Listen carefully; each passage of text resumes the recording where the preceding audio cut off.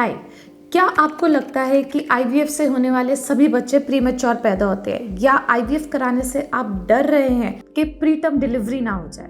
तो आज बात करते हैं कि प्रीटर्म डिलीवरी किन किन केसेस में होती है, क्या कारण होते हैं, कैसे उसको हम डिटेक्ट कर सकते हैं, प्रिवेंट कर सकते हैं, और आखिरी में बात करेंगे अगर इसके बावजूद भी प्रीटर्म लेबर के साइन डेवलप होते हैं तो डिलीवरी कहाँ करानी चाहिए और उससे पहले क्या क्या दवाइयाँ ली जानी चाहिए। प्रीटर्म डिलीवरी के कुछ इंपॉर्टेंट कारण होते हैं। सबसे इंपॉर्टेंट तो है इन्फेक्शन। वजाइनल इन्फेक्शन जिस भी महिला को प्रेगनेंसी में बार बार होते हैं वो कारण बनते हैं जल्दी लेबर पेन पैदा होने का, और साथ ही जो बेबी के आसपास का वाटर बैग है उसका जल्दी रप्चर होने का, जिसे प्रीमेच्योर रप्चर ऑफ मेम्ब्रेन्स कहते हैं। ऐसे में कुछ समय बाद दर्द शुरू हो जाते हैं और प्रीटर्म डिलीवरी हो सकती है। दूसरा इंपॉर्टेंट कारण होता है कि बच्चेदानी का मुंह की कमजोरी हो, जिसे सर्वाइकल इनकॉम्पिटेंस कहते हैं। और बहुत बार ये सर्वाइकल इनकॉम्पिटेंस जो है ये बीच के 3 महीनों में ही अबॉर्शन की तरह मैनिफेस्ट होती है। पर कभी कभार जब ट्विंस होते हैं, ट्रिपलेट्स होते हैं, बच्चे के आसपास पानी ज़्यादा होता है तो बच्चेदानी का मुंह कमज़ोर पड़ जाता है और प्रीटर्म डिलीवरी हो जाती है।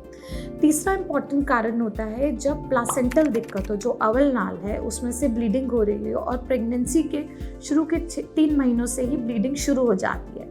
ऐसे में इन्फेक्शन का खतरा बढ़ता है और प्रीटर्म डिलीवरी के चांस होते हैं। इसके अलावा बहुत सारे मेडिकल कंडीशंस होते हैं जिसकी वजह से प्रीटर्म डिलीवरी होती है। तो अगर आप आईवीएफ करवा रहे हैं या नहीं भी करवा रहे हैं, अगर इनमें से कुछ भी कारण आप में प्रेजेंट है तो चाहे वो नेचुरल प्रेगनेंसी हो या आईवीएफ प्रेगनेंसी हो, प्रीटर्म डिलीवरी के चांसेस ज़्यादा ही रहते हैं। हम कैसे डिटेक्ट कर सकते हैं कि प्रीटर्म डिलीवरी हो सकती है और उसे कैसे बचा सकते हैं? सबसे पहली बात तो होती है कि वजाइनल इन्फेक्शन की स्क्रीनिंग आपकी हर एंटीनेटल विजिट पे हो। जब भी आप डॉक्टर के पास जाते हैं तो इस सिम्टम को ज़रूर डिस्कस करें। थोड़ा बहुत वाइटिश डिस्चार्ज प्रेगनेंसी में बिल्कुल नॉर्मल होता है, पर यदि ये डिस्चार्ज ग्रीनिश हो, येलोइश हो, इसमें से स्मेल है, इचिंग हो, या लगातार आपको नीचे की तरफ हेवीनेस महसूस हो तो अपने डॉक्टर को ज़रूर कंसल्ट करें। दूसरा, प्रीटर्म लेबर के जो पेन होते हैं वो रुक रुक के आते हैं, तो लगातार हेवीनेस के साथ साथ अगर आपका कमर से उठ के आगे की तरफ पेट पे दर्द आता है, पेट टाइट होता है और ये बहुत बार होने लगता है दिन में, तो ये निशानी है कि हो सकता है आप प्रीटर्म लेबर में जा रहे हो।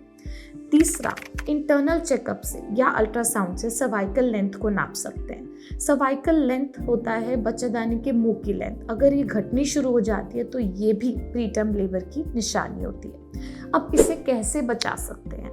इसको बचाने के लिए देखिए, सपोर्टिव ट्रीटमेंट इम्पॉर्टेंट है। तो अगर सर्वाइकल लेंथ हमारी 2.5 सेंटीमीटर से कम आती है सिंगल बच्चे में, या 1.5 सेंटीमीटर से कम आती है जुड़वा बच्चों में, इसमें प्रीटर्म डिलीवरी हो सकती है।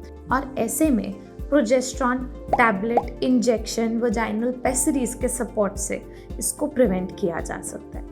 दूसरा होता है अगर बच्चेदानी का मुंह कमज़ोर है तो उस पर टाँका, जिसे सर्वाइकल सर्कलाज कहते हैं, वो भी किया जा सकता है। और अब बात करते हैं, अगर आपने सारी चीज़ें फॉलो करी उसके बावजूद भी आपको जल्दी लेबर पेन स्टार्ट हो गए हैं, यानी 37 वीक से पहले, तो ये प्रीटर्म डिलीवरी हो सकती है। और ऐसे में एक ऐसा हॉस्पिटल चूज़ करें जहाँ पे नर्सरी की फैसिलिटी राउंड द क्लॉक हो, लेवल 3 नर्सरी हो, ताकि बच्चे को किसी भी तरीके का अगर सपोर्ट देने की ज़रूरत पड़ती है तो वहाँ वो सारी सुख सुविधा हो।